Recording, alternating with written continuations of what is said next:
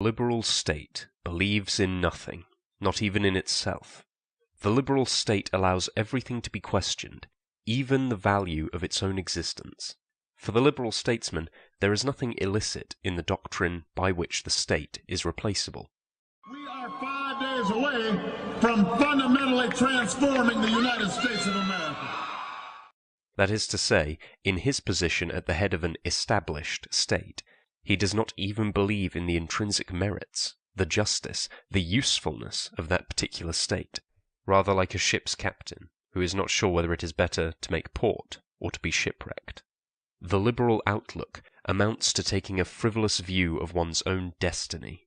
It permits one to hoist oneself to positions of authority, without even being persuaded that there should be any positions of authority at all, or feeling that they entail any obligations, not even that of holding on to them. They recognize but one limiting factor, the law. Oh yes, one can attempt the destruction of all that exists, but without overstepping the boundaries of the law. But what exactly is the law? Here again there is no reference to any immutable principles. The law is the expression of the sovereign will of the people, in practice that of the majority of voters. 2 points in this connection. Firstly, for the liberal, the law is not consecrated by its aims, but by its source. Those schools of thought whose constant aim is the public good consider good laws those which serve such an end, and bad laws those which stray from this course, regardless of who has promulgated them.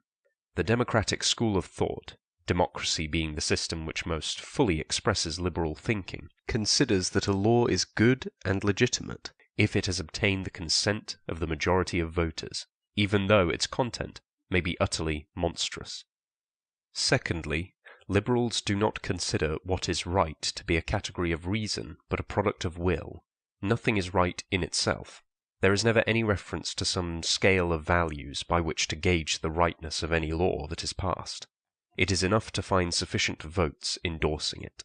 All this can be summed up in one sentence. The people is sovereign.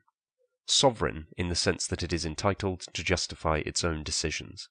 The people's decisions are right, because they are the people's. The theories of regal absolutism stated quod principe placuit legem abe vigorum.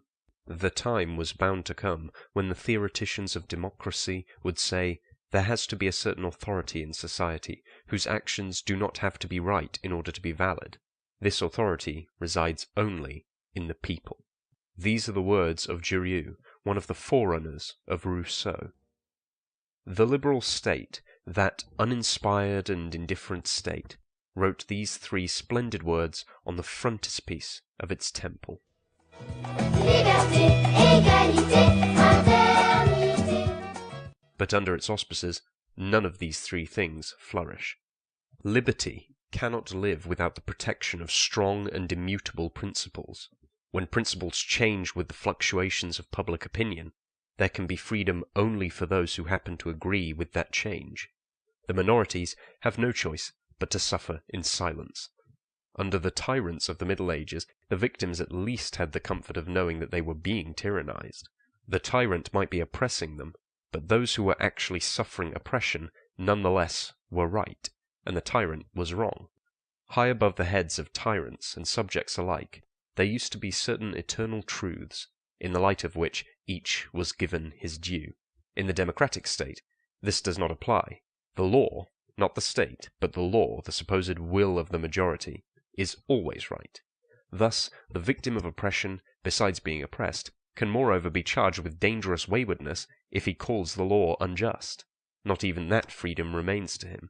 That is why the belief that a people has gained its freedom the very day it proclaims the dogma of national sovereignty and accepts universal suffrage is said by Duguit to be fatally misguided.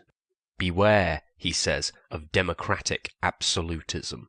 More energetic precautions may be needed against the despotism of popular assemblies than against the despotism of kings. A thing remains unjust, even if it be ordained by the people and its representatives, quite as much as though it had been ordained by a prince. Because of the dogma of popular sovereignty, this tends to be all too easily forgotten. This is what happens to freedom under the rule of the majority, and to equality too. First of all, there is no equality between the dominant party which legislates as it pleases and the rest of the citizens who endure it. Besides, the liberal state produces an even more profound inequality, economic inequality, since in theory the worker and the capitalist enjoy equal freedom to enter into a labor contract, the worker ends up by being enslaved by the capitalist. Not that the latter obliges the former by force to accept any given conditions. He merely lets hunger take its course. He makes an offer which in theory the worker is free to reject, but if he does reject it, he will have nothing to eat, and eventually he is bound to accept it. This is how liberalism brought us the accumulation of capital and the proletarianization of the great mass of the people. In order to defend the oppressed against the economic tyranny of the powerful, something as anti-liberal as socialism had to emerge. Lastly, it is fraternity's turn to be shattered. Since the democratic system is based on the rule of the majority, the only way to attain victory within it is to get the support of the majority at any cost. To this end, all weapons are permissible. It is all right to accuse an opponent wrongfully of bad faith if this helps to deprive him of a few votes. If there is to be a majority and a minority, there must needs be division. You could put half of Trump's supporters into what I call the basket of deplorables. If the other party is to be split, there must needs be hatred. Don't boo, vote! Vote! Voting's the best revenge. Division and hatred, though, are incompatible with fraternity. And thus, the members of one and the same people cease to feel part of a whole, superior to themselves, part of a lofty historical unity which encompasses all of them. The fatherland is reduced to the state of a battlefield, where two or several contending factions seek to gain ground, each heeding a different sectarian voice, while the dear voice of the common land, which ought to make all of them brothers, seems to have fallen silent. All the aims of the new state could be summed up in a single word: unity. The fatherland is a historic whole, into which all of us merge, superior to all and any of our groups. Out of respect for this unity, all classes and individuals must seek to adapt themselves, and its realization must be based on the following two principles. Firstly, with regard to its purpose, the state must be a tool in the service of that unity, in which it must firmly believe. Nothing that goes against this precious and transcendental unity can be accepted as being good, be those who favor it many or few. Secondly, with regard to its shape, the state can only be established on a basis of national solidarity, of vigorous and fraternal cooperation. The class struggle and the festering strife of party politics are incompatible with this concept of the state.